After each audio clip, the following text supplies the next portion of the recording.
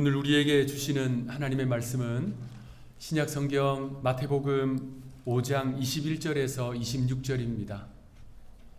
마태복음 5장 21절에서 26절, 저와 여러분들이 한 절씩 교독하시고 마지막 절 합독하겠습니다. 옛사람에게 말한 바 살인하지 말라, 누구든지 살인하면 심판을 받게 되리라 하였다는 것을 너희가 들었으나 나는 너희에게 이르노니 형제에게 노하는 자마다 심판을 받게 되고 형제를 대하여 라가라 하는 자는 공회에 잡혀가게 되고 미련한 놈이라 하는 자는 지옥불에 들어가게 되리라. 그러므로 예물을 제단에 드리려다가 거기서 내 형제에게 원망 들을 만한 일이 있는 것이 생각나거든 예물을 제단 앞에 두고 먼저 가서 형제와 화목하고 그 후에 와서 예물을 드리라. 너를 고발하는 자와 함께 길에 있을 때 급히 사화하라. 그 고발하는 자가 너를 재판관에게 내어주고 재판관이 옥리에게 내어주어 옥에 가둘까 염려하라. 진실로 내게 이르노니 내가 한 푼이라도 남김이 없이 다 갚기 전에는 결코 거기서 나오지 못하리라. 아멘. 오늘은 2024년 새해 첫 주일입니다. 우리는 오늘을 신년 감사 주일로 지키고 있습니다. 하나님께서 올해도 희망찬 새해를 시작하도록 하셨습니다. 여러분과 또 제가 1년 동안 감사할 일, 기쁜 일, 또 행복한 일, 복된 일 많게 되기를 축복합니다. 여러분과 여러분의 가정, 또 직장을 따라, 학업을 따라, 사업을 따라, 또 군복무를 따라 원근 각처에 흩어져 있는 자녀들, 손자녀들 영혼이 잘 되고 범사가 잘 되고 강건하기를 주님의 이름으로 축복합니다. 우리 지난 주일에도 했지만 자주 할수록 좋은 인사, 여러분 앞뒤 좌우에 계신 분들 손잡아 주시면서 새해 하나님이 주시는 복 많이 받으시기 바랍니다. 축복해 주시기 바랍니다.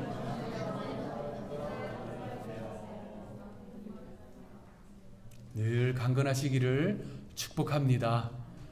우리 기독교가 로마에서 공인되던 4세기경에는요 기라성 같은 신학자들이 있었습니다.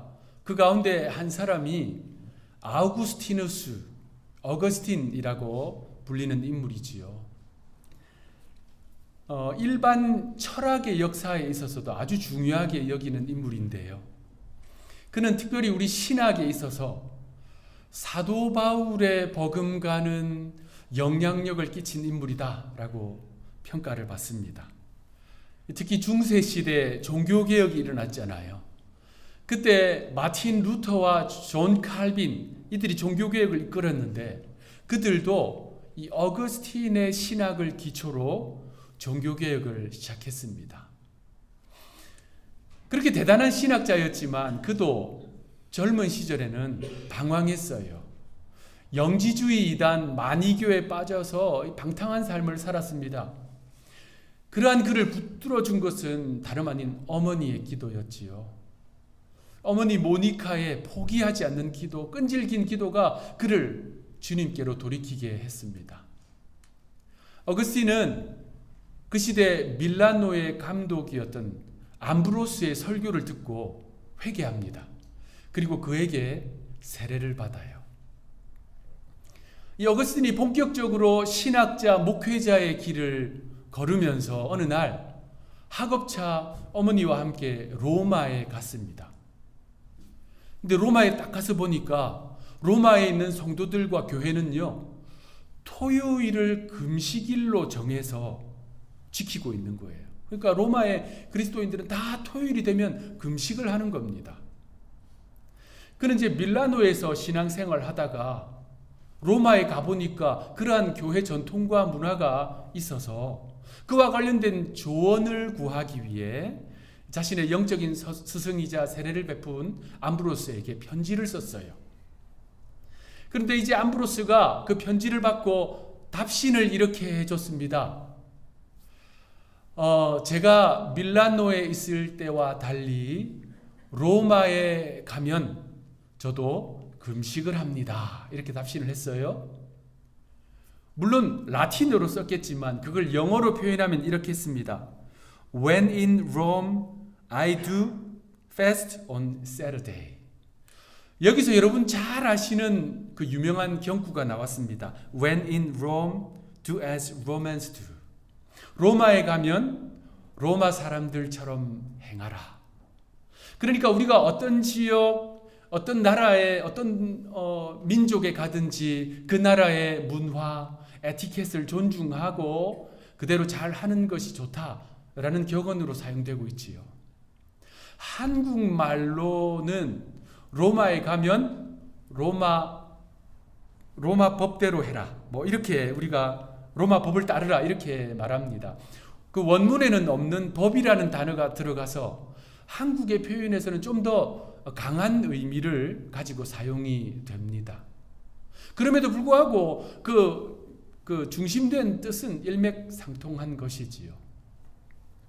제가 이곳 미국에서 처음 유학 생활을 시작했을 때 제 이웃에 사시는 목사님 가정이 있었어요. 저보다 한 1년 정도 빨리 유학을 시작하신 분인데 그분의 사모님이 어느 날 교통사고를 크게 냈습니다. 사람은 크게 다치지 않았는데 차는 폐차할 정도로 사고가 났어요. 교통사고가 난 이유는 이 사모님이요, 그 스탑 사인을 제대로 지키지 못하고 그냥 갔다가 사고를 낸 거예요. 이민생활 하다 보면 이 스탑 사인을 부지불식간에 또 범하게 돼서 벌금 티켓을 받는 경우가 우리 거의 다 경험해서 있습니다. 한국에서 10수년 이상 무사고로 베테랑 운전을 했더라도 이곳에서는 이곳의 기준과 규칙에 맞게 운전을 해야 안전하게 운전할 수 있는 것이지요. 하나님께서 당신의 백성들에게 주신 이 땅을 살아가는 동안에 지켜야 할 기준과 규칙이 있습니다. 그것이 바로 성경이지요. 하나님은 이 성경을 통해서 우리를 교훈하십니다. 때로는 우리가 어긋난 길을 갈 때 성경을 통해서 책망하셔서 돌이키게 또 하세요. 성경을 통해서 우리를 의롭게 하시고요, 바른 길 가게 하시고요, 성도를 점점 온전하게 하시면서 선한 일을 행할 수 있는 기준, 그 기준을 성경을 통해서 주십니다. 특별히 복음서에 나오는 예수님이 하신 말씀, 그것은 신구약 성경 전체의 핵심이지요. 복음서를 우리가 지금 살펴보고 있는데 예수님은 가시는 곳마다 하나님 나라의 복음을 선포하셨어요. 천국의 일을 가르치셨습니다. 그러니까 예수님은 설교를 많이 하셨다는 거예요. 그 가운데 5가지의 중요한 설교를 중심으로 쓰여진 것이 바로 마태복음입니다. 우리가 지금 주일에 마태복음 강의를 쭉 하고 있잖아요. 그것을 예수님의 5대 강화라고 해요. 여기서 강화라고 하는 말은 강의처럼 쭉 풀어서 길게 설교하셨다는 말이에요. 우리가 지금 살펴보고 있는 이 산상수훈, 그것은 예수님의 5가지의 강화 가운데 첫 번째 설교입니다. 산상수훈은 마태복음 5장에서 7장까지 나오거든요. 그러니까 아주 긴 설교예요. 우리가 지난 주일까지 살펴본 팔복은 그 설교의 도입부입니다. 그러니까 예수님은 산에 오르셔서 사람들을 향해서 아주 긴 설교, 첫 번째 설교를 했는데 그것이 바로 산상수훈인 거예요. 첫 설교는 설교자에게도 그리고 이 청중들에게도 의미가 큽니다. 목회자가 설교자로서 자신을 선보이는, 첫 번째로 선보이는 자리이기 때문에 얼마나 긴장하고 또 큰 의미로 준비하겠어요. 동시에 하나님께서 이 회중에게 어떠한 말씀을 주시기 원하시는가, 그 어떤 때보다 귀 기울여 준비하겠지요. 제가 목회자로서 처음 사역한 서울 남가자동에 있는 교회, 그 교회에서 사역한 지 한 5년 정도 되었을 때 그 교회 어느 권사님께서 대뜸 저에게 찾아오셔서 물어보시는 거예요.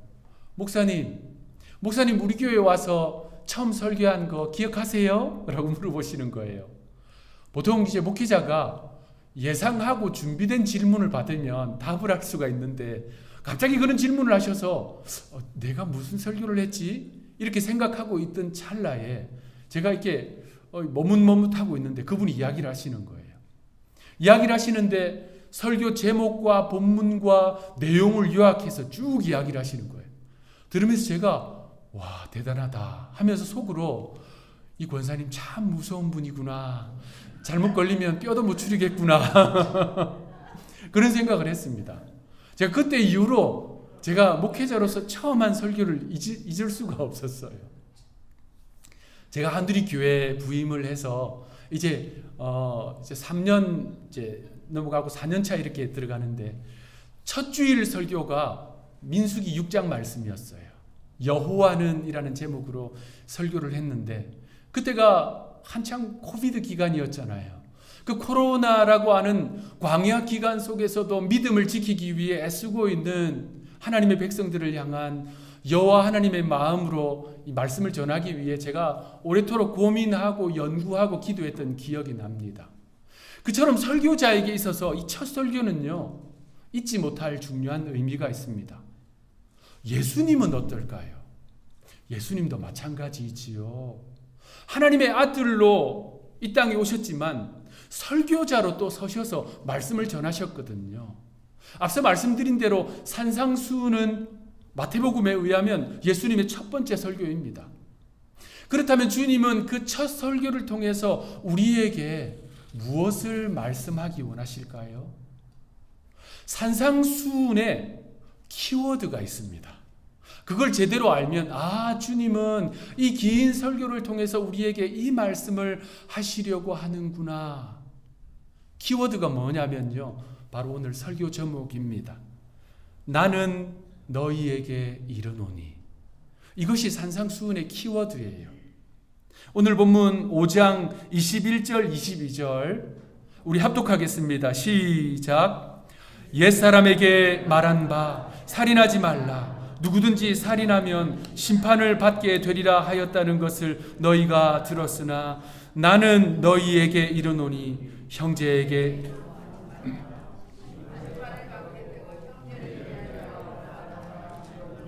공회에 잡혀가게 되고 미련한 놈이라 하는 자는 지옥불에 들어가게 되리라. 22절에 나와요. 나는 너희에게 이르노니. 이 표현을 시작으로 산상수훈에서 주님은요, 이걸 반복해서 말씀하십니다. 22절 나는 너희에게 이르노니, 27절 나는 너희에게 이르노니, 32절, 34절, 39절, 44절 이렇게 쭉 주님은 나는 너희에게 이르노니 계속 말씀하세요. 이 구절들에 나오는 표현이 있습니다. 옛사람에게 말한 바. 이건 뭐냐면요, 그 옛날 출애굽 시대에 하나님께서 모세를 통해서 시내산에서 선포하신 10계명을 중심으로 한 율법, 공교롭게도 우리가 지금 새벽에 살펴보고 있는 그 내용이지요. 이스라엘 백성들은 1500년 동안 그것을 신앙과 삶의 기준으로 삼고 지켜왔어요. 자, 그러한 청중들을 향해서 주님은 첫 번째 설교를 딱 하시면서 나는 너희에게 이르노니, 완전히 새로운 기준을 지금 제시해 주시는 것이 바로 산상수훈입니다. 그래서 이 산상수훈에는 이 패턴이 반복됩니다. 구약의 율법은 이렇게 너희에게 말하였으나 나는 너희에게 이르노니. 이것이 바로 산상수훈의 핵심입니다. 자, 그렇다면 우리 예수님은 그 구약의 율법을 폐하러 오셨을까요? 아닙니다. 오늘 본문을 보아도 주님은요, 구약의 율법을 폐하러 오신 분이 아니에요. 그것을 완성시키러 오신 분입니다. 그러니까 주님이 산상수훈을 통해서 주시는 말씀은 구약의 율법보다 낮은, 구약의 율법보다 못한 기준이 아니에요. 오히려 더 높은 기준, 더 고귀하고 존귀한 기준을 우리에게 주십니다. 그래서 본문을 쭉 살펴보면 주님은 분노에 대해서, 성도 간의 사이에 대해서, 성적 타락에 대해서, 맹세에 대해서, 구제와 선행에 대해서, 이웃과 원수에 대해서, 제가 나열해 드린 이 목록들을 보십시오. 이것은 종교 생활이라고 하는 카테고리에 갇혀져 있는 것이 아닙니다. 이것은요, 우리의 삶의 전반적인 부분이에요. 그러한 신앙과 삶 전체에 새로운 기준, 완전히 새로운 기준을 주시는 것이 바로 산상수훈입니다. 그래서 주님은 이 패턴을 계속 말씀하시는 거예요. 나는 너희에게 이르노니, 나는 너희에게 이르노니. 그러면서 주님은 이렇게 쐐기를 박으십니다. 마태복음 5장 20절 우리 합독하겠습니다. 시작. 내가 너희에게 이르노니 너희 의가 서기관과 바리새인보다 더 낫지 못하면 결코 천국에 들어가지 못하리라. 여러분, 이것은 구약 시대를 살고 있는 사람이 아닌 신약 시대, 복음 시대, 성령 시대, 교회 시대를 살고 있는 예수님 앞에 서 있는 청중들과 오늘 저와 여러분을 향해 주신 하나님의 말씀입니다. 그러니까 우리가요, 구약의 율법을 따르고 있는 서기관들, 바리새인들, 사두개인들, 제사장들, 그들보다 더 의로운 존재가 되어야 천국에 들어갈 수 있다는 거예요. 너무나도 과격한 말씀입니다. 여러분, 우리가 지금도 살펴보고 있고 앞으로 쭉 살펴보겠지만 복음은 과격합니다. 아니, 매우 과격합니다. 복음은요, 우리를 죄인이라고 규정짓습니다. 그 외에 그 죄인이라고 하는 카테고리를 벗어날 수 있는 사람이 한 명도 없다고 진단해요. 그렇기 때문에 우리는 자신을 철저히 버리고 십자가를 붙들어야 살 수 있다라고 처방합니다. 그게 복음이에요. 또한 복음은 자신의 십자가를 짊어지고 주님을 따르라라고 명령합니다. 그런데 누가 십자가를 좋아합니까? 모두가 꺼리는 그 십자가를 지고 주님을 따르는데도 기쁘게 달게 지고 따르라고 합니다. 복음은 이토록 과격합니다. 우리에게 피할 길을 주지 않아요. 숨을 곳을 주지 않습니다. 그래서 내가 가진 것을 주님 앞에 버리지 않고 그저 나의 생활에 하나님을 조금만 가미하려는 것으로는 절대로 따를 수 없는 것이 복음의 길입니다. 그래서 이것은요, 로마에 가면 로마 사람들처럼 행하라 라고 하는 기독교 종교적인 에티켓을 요구하는 정도가 아니에요. 하나님 없이 쌓아 올린 모든 가치와 기준들을 허물어버리고 말씀에 따라 새로운 기준을 세우라는 것이 과격한 복음의, 예수님의 요구입니다. 왜냐하면요, 복음은요, 우리를 새로 태어나는, 거듭나는 길로 안내하기 때문입니다. 구약시대 하나님께서 어느 날 아모스 선지자에게 찾아오셨어요. 그런데 하나님의 손에 뭔가 특별한 것이 들려 있었습니다. 바로 이 다림줄입니다. 하나님은 이 다림줄을 들고 담 곁에 서셨어요. 그리고 아모스에게 물으셨습니다. 아모스야, 네가 무엇을 보느냐?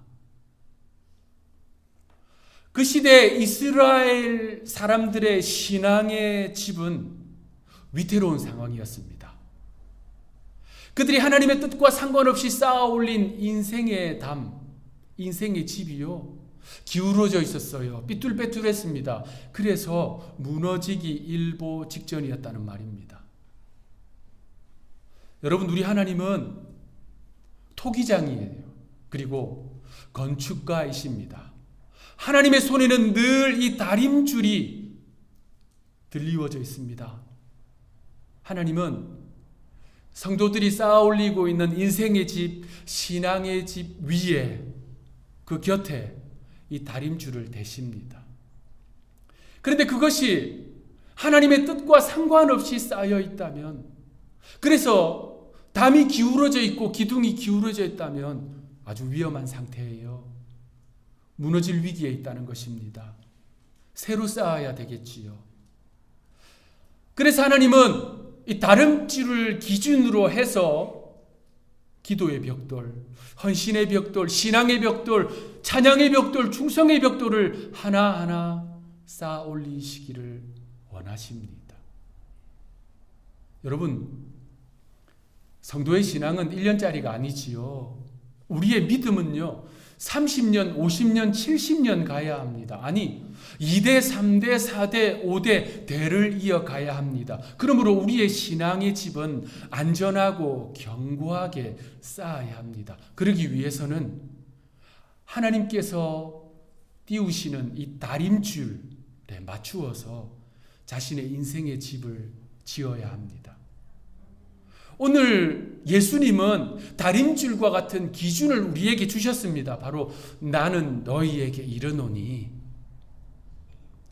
세속의 기준과 원칙을 따라 우리의 인생의 벽돌, 삶의 벽돌, 하루하루의 삶을 쌓아 올릴 것이 아니라 주님의 말씀을 따라 쌓아 올리기를 원하시는 것입니다. 그러므로 사랑하는 하누리 성도 여러분, 한 해가 시작되는 신년 첫 주일, 새술은 새 부대에 담아야 합니다. 올 한 해 우리 하누리 성도들은, 저와 여러분들은 나는 너희에게 이르노니 주님의 말씀을 다림줄 삼아 올 한 해 신앙의 집을, 인생의 집을 견고하게 쌓아가는 저와 여러분들이 되시기를 구주 예수님의 이름으로 축원합니다. 기도하겠습니다. 하나님, 세상의 기준, 세상의 가치가 아닌 주님의 말씀을 기준으로 삼아 우리의 신앙의 집을 짓고 싶습니다. 새해가 시작되는 이 신년 벽두에 하나님, 나는 너희에게 이르노니 이 주님의 말씀을 다림줄로 삼아서 올 한 해 믿음의 집을 견고하게 쌓게 하여 주옵소서. 그래서 그 믿음이 30년 가고 50년 가고 70년 가고 2대 3대 4대 대를 이어가는 믿음의 명문 가문으로 삼아 주옵소서. 축복하옵고 구주 예수님의 이름으로 기도합니다.